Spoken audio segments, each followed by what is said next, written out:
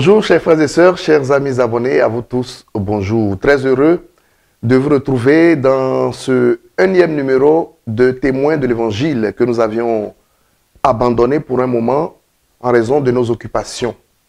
Nous revenons avec un nouvel invité qui vient nous parler d'un projet, un projet de vie, un projet d'église, un projet pour la formation des prêtres qui est un point essentiel dans la vie de notre Église.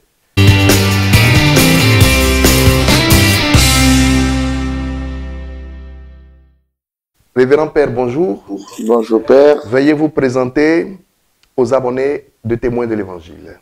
Bien, merci de l'invitation. Je suis le Père Sialou Konan Patrice, prêtre de l'archidiocèse d'Abidjan, présentement recteur du séminaire universitaire Saint-Paul VI d'Abidjan, Cocody, Mermoz. Alors Père Patrice Sialou, merci d'avoir répondu à notre invitation. Vous êtes recteur du séminaire universitaire Paul VI d'Abidjan. Depuis quand occupez-vous cette responsabilité?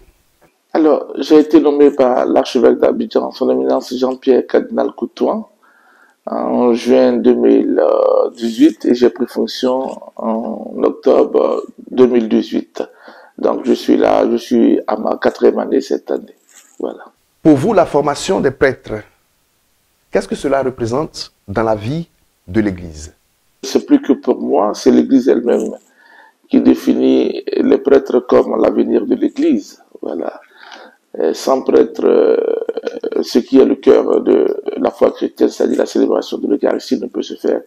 Donc, la formation des prêtres est une manière de pérenniser, d'actualiser la volonté du Seigneur, que beaucoup de personnes adhèrent à sa parole et adoptent un style de vie qui lui ressemble. Donc, la formation des prêtres est pour nous autres formateurs une manière de contribuer à cette mission de l'Église, celle d'apporter la bonne nouvelle à tous les hommes du monde entier.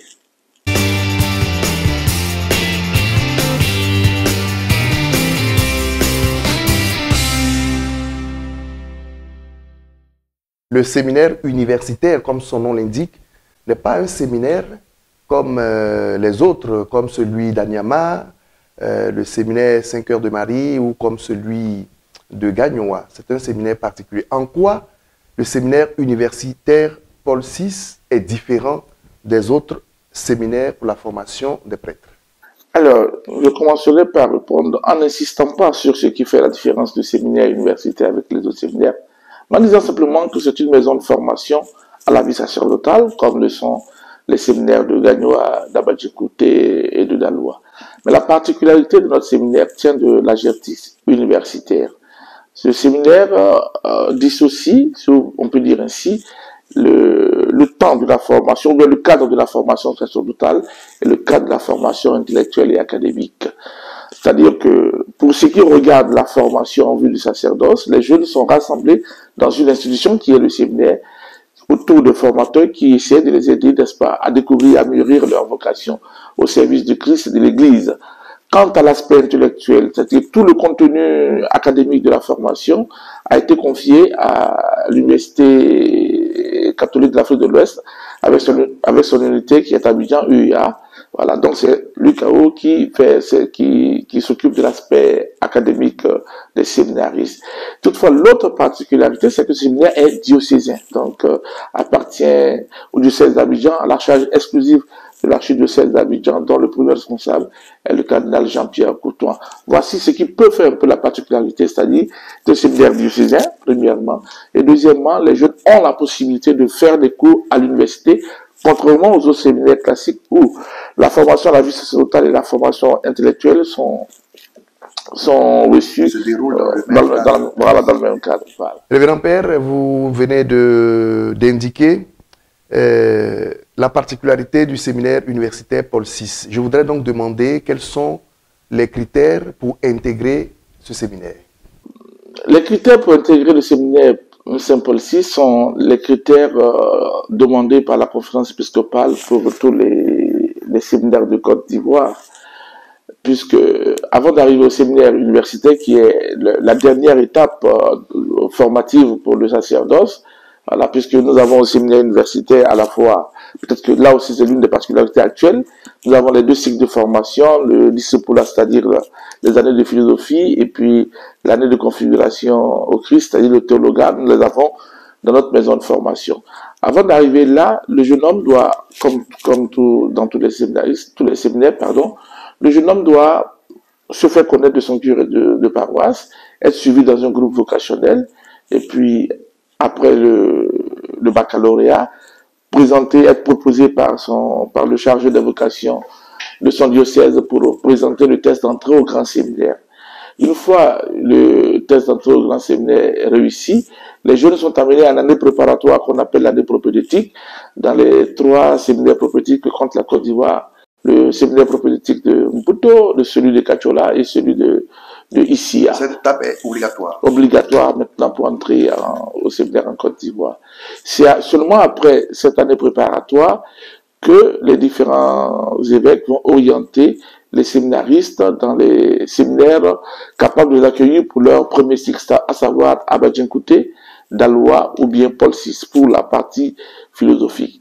Mais comme le séminaire universitaire est un séminaire, j'allais dire, entre privé appartenant de celle d'Abidjan, donc c'est d'abord le diocèse d'Abidjan qui envoie ses étudiants. Les critères sont personnels, sont laissés à la discrétion de l'évêque d'Abidjan. Et pour les autres diocèses aussi, je pense que c'est la même chose. Mais par contre, je sais que pour le séminaire de Grand Bassam, l'évêque amène des sujets beaucoup plus susceptibles de supporter le rythme universitaire parce que c'est pas donné à tout le monde, puisqu'on va à l'école matin et soir, ce qui n'est pas forcément le même cas dans les autres séminaires. Donc, il envoie généralement des préposés aux études universitaires. Je vois que le séminaire a un rythme élevé d'activités, parce qu'il y a les activités pour la formation humaine, la formation intégrale de l'étudiant, mais également les activités intellectuelles. Alors, il faudrait bien un effectif. D'abord, l'effectif pour les formateurs et l'effectif au niveau des séminaristes. Qu'en est-il réellement pour le séminaire universitaire Saint-Paul VI? Le séminaire universitaire Saint-Paul VI a une capacité d'accueil en interne de 26 étudiants. Voilà. Mais comme chaque année, on a dans notre formation aussi à l'aspect pastoral, chaque année, il y a un groupe d'étudiants qui vont en stage canonique de 1 an. Donc, pour cette année précisément, nous avons 21 séminaristes, donc 25 en interne et 6 qui sont en stage pastoral canonique. L'archevêque d'Abidjan a délégué 4 prêtres formateurs pour le suivi de ces séminaristes-là. Et je pense que c'est une très bonne ratio parce que ça nous fait en moyenne 5 séminaristes par prêtre, ce qui n'est pas donné en Côte d'Ivoire dans les autres séminaires où la ratio est beaucoup plus élevée.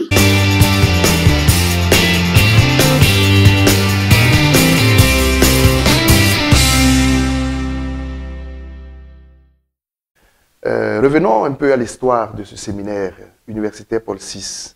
Depuis quand existe-t-il? Et quelle était l'intention de la création de ce séminaire, si vous pouvez nous en dire un mot? Alors, pour résumer succinctement, disons que à la rentrée académique 94-95, le cardinal Bernard Agré s'est retrouvé avec un nombre de jeunes gens qui voulaient entrer au grand séminaire, mais le quota d'effectifs proposé par la conférence épiscopale à l'archidiocèse d'Abidjan ne permettait pas que tous puissent entrer au séminaire d'Abadjinkouté. Dans la même année, l'UCAO venait d'ouvrir son institut de philosophie. Donc le cardinal a pensé qu'en attendant que les places se dégagent, pour ne pas perdre ces jeunes gens, parce que s'ils partaient à l'université ou dans une grande école, ce n'était pas évident qu'ils reviennent.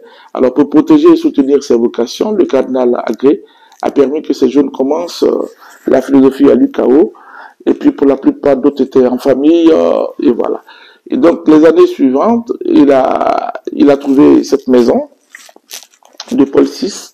Il en a fait un foyer d'abord pour les étudiants, et puis plus tard, 1 ou 2 ans après, c'est-à-dire à la rentrée 96-97, le foyer est devenu un séminaire universitaire conformément à certaines dispositions du droit canonique. Voilà comment est né le séminaire universitaire, donc on va dire à la rentrée 96-97. C'est parti d'abord d'une intention de permettre à des jeunes gens de réaliser leur vocation en les mettant à Lucas ou attendant d'avoir une place dans les autres séminaires. Et puis après, l'idée a pris forme. Le cardinal a pensé que, avec les grandes mutations sociales qui existent, il serait bon que les jeunes fassent l'expérience de la vie sacerdotale en étant dans un milieu, dans le monde, parce que c'est cela la finalité. On n'est pas prêt pour rester au séminaire. On est prêt pour aller vers les gens. Donc, il est bon que les jeunes côtoient dans le milieu universitaire, chrétiens, musulmans, athées, voilà. Il faut que leur vocation soit déjà éprouvée de façon concrète dans un milieu qui était le leur. Donc, je pense que l'intention derrière, c'est cela, créer une ouverture d'esprit et puis offrir aussi à l'Église de Côte d'Ivoire une alternative de formation.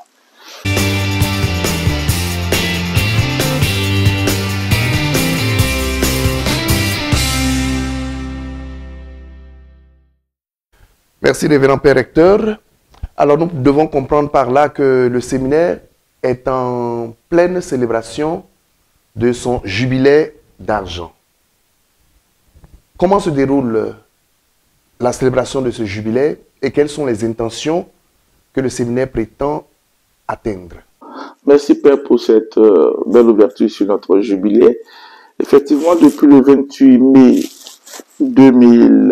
29 mai 2021, nous avons ouvert l'année jubilaire à une célébration eucharistique présidée par le vicaire général, le révérend Père Pierre Claver-Gesso. Et en prélude à cette messe, nous avons une grande conférence inaugurale du jubilé qui a été donnée par le professeur Ambroise Manda, lui-même anciennement recteur de ce séminaire. Donc, il a retracé un peu l'historique du séminaire universitaire, mais aussi l'historique même des séminaires dans l'Église universelle pour en arriver à celle de Côte d'Ivoire. Et donc, nous avons comme cela déroulé un programme pour rendre cette année jubilaire une année participative. Et nous n'avons pas voulu le faire seul, parce que si le cardinal Bernard Agré a décidé d'implanter un séminaire en pleine ville, ce n'est pas pour que le séminaire vive replié sur lui-même, mais que le séminaire soit ouvert. Donc, on a, en prélude à cette fête de jubilé depuis 2019, lancé un grand projet de restauration du séminaire qui est au cœur, parce qu'on dit les 25 ans doivent donner un nouveau visage physiquement au séminaire, mais spirituellement aussi. Donc, on a invité quelques-uns de nos amis laïcs à nous aider à travers un projet que nous avons baptisé J'aide mon séminaire, qui consistait pour nous à rassembler 600 personnes. Et ces 600 personnes s'engageraient à donner la somme de 180 000 francs sur 3 mois, ce qui fait en raison de 5 000 francs par mois.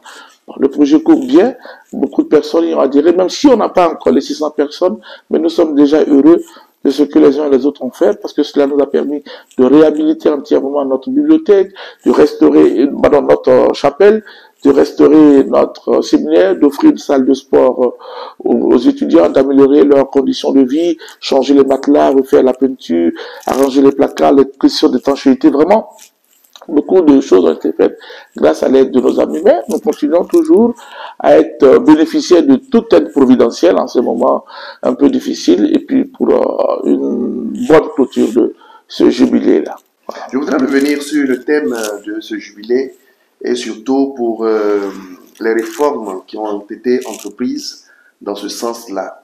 Le thème, c'est J'aime. Ça, c'est le thème du projet J'aide mon séminaire. Ah, le thème du projet J'aide mon séminaire. Sinon, le jubilé, même à son thème, 25 ans de formation, séminaire Paul VI, 25 ans de formation entre deux millénaires. Très bien. Donc, j'aide mon séminaire, le thème des projets. Revenez un peu, mon père, s'il vous plaît, sur les projets qui ont été entrepris et comment est-ce que l'avancée des travaux encourage les uns et les autres à contribuer. J'ai bien entendu l'appel que vous lancez encore pour que ces 600 personnes soient atteintes, et je pense que c'est possible, mais insistez surtout sur ce qui est en train de faire aujourd'hui dans ce séminaire. Disons que le séminaire Paul VI, alors la maison qui tient, le cadre qui tient le séminaire Paul VI n'a pas toujours été un séminaire. C'est une maison achetée par l'archevêque d'Abidjan, donc une maison domestique, et qui a été transformée en séminaire. Et donc, c'est plus tard qu'à l'arrière de la maison, le cardinal a fait construire un bâtiment qui abrite la chapelle, les chambres des jeunes, les réfectoires et quelques bureaux pour certains prêtres. Et donc, ce qui fait que cette maison est un peu vétuste. Elle traite beaucoup de difficultés, plomberie, électricité. Nous étions ici. Là, ici, même quand on m'appelle, on me dit que le compteur de la CI a pris feu, comme pour dire c'est notre quotidien.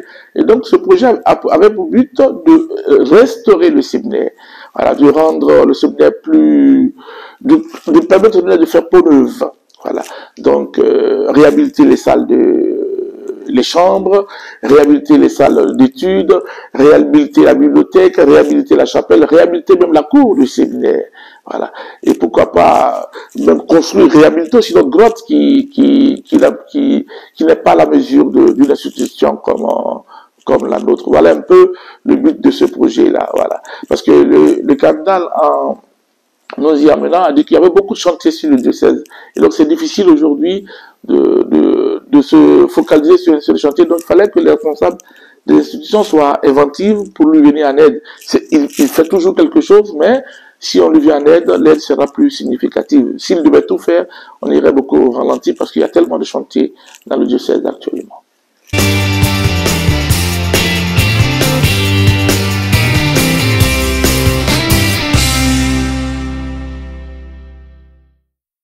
Après 25 ans d'existence, c'est sûr que le séminaire a fait un bon parcours. Nous souhaitons qu'il ait un plus long parcours, qu'il soit centenaire et que tous ensemble nous célébrerons. Pouvez-vous nous indiquer quelques fruits de ce séminaire, des prêtres qui ont germé de ce séminaire et qui exercent aujourd'hui dans l'église de Côte d'Ivoire? Je pense que le joyau de ce séminaire, ce sont bien sûr les prêtres qui en sortent.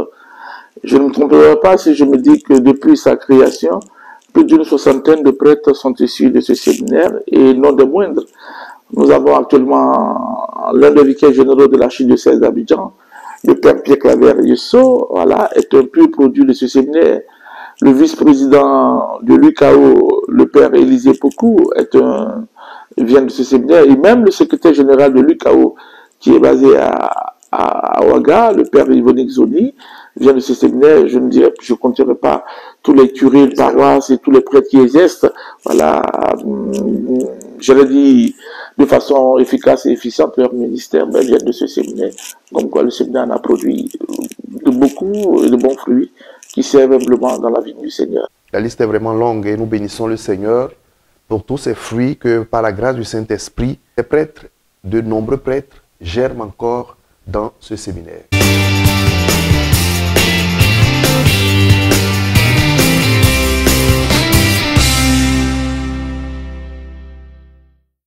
Ce sera l'occasion pour ce jubilé. Je sais qu'au moment de la célébration, vous pourrez en dire un mot. Mais nous profitons aussi de cet échange-là, de présentation très brève du séminaire et de ses projets, de parler aussi de ses anciens formateurs. Pouvez-vous nous dire un mot à leur endroit? Alors, le temps de ce jubilé aussi, c'est le temps de la mémoire reconnaissante. Voilà, parce que si le séminaire a 25 ans, cela veut dire qu'il y a des gens qui l'ont porté jusqu'à ce jour. Voilà, nous ne venons que arroser les fleurs qui sont déjà sorties. Voilà. Et donc, le premier recteur du séminaire qui a beaucoup trimé, le père Abonga François, est le premier recteur de ce séminaire. C'est lui qui a défini les bases, j'allais dire, canoniques de ce séminaire et même qui a induit la dimension de la formation. Donc, c'est des personnes à saluer pour le travail qu'ils ont abattu, pour le sacrifice qu'ils ont fait. Aujourd'hui, nous avons des opportunités qu'ils n'avaient pas à leur temps, mais le travail a été tout aussi meilleur, tout aussi efficace. Après le père Abonga est arrivé le père Ambroise Manda, qui est aussi, au niveau de la formation, a travaillé beaucoup. Au niveau de l'ouverture du séminaire à l'extérieur, a beaucoup œuvré. Et puis est arrivé le père Alphonse Badjo, qui, j'allais dire, si on fait un pourtant, on va dire qu'il fait rentrer le séminaire dans l'ère de la modernité, si on peut dire ça ici, à la cause de tout ce qu'il a mis en œuvre dans l'environnement du séminaire, mais aussi en travaillant sur la discipline interne, voilà, pour rappeler sans cesse aux jeunes gens que même si nous faisons des cours à l'extérieur, mais qu'ils sachent que les clôtures, les limites du séminaire, virtuellement, vont jusqu'à l'UKO. Cela a créé une bonne discipline interne dont nous avons hérité, que nous essayons de poursuivre du mieux que nous pouvons.